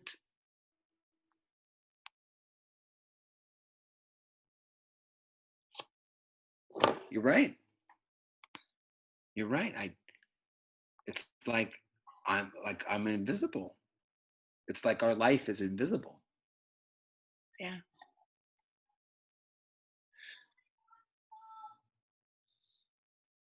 Children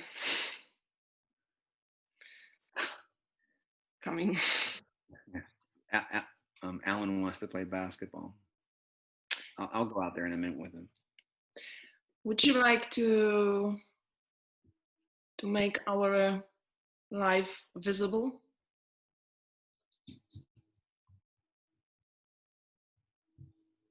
Right now? Mm-hmm.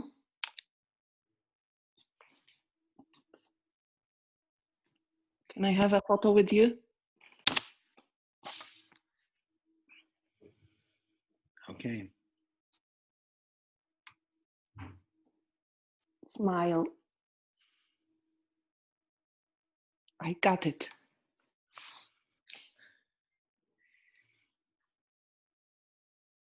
This makes me happy. I'm scared. I feel like this is for the first time that I'm not invisible. You are existing. Not only in my heart. Now you're existing also on the photo. We'll print one of those and we'll put it in the box. So next time I look through this life, I'll look at the seesaw and I'll look at Brian from college, and then eventually I'll get to you and me. Yeah. I love that. We'll even take some photographs of the children. What do you say? Definitely. I feel like we missed a couple of important years there, you know? We did. But now it's a new start.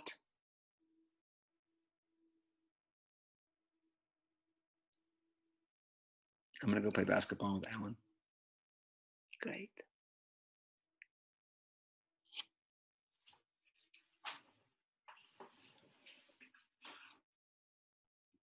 Have fun.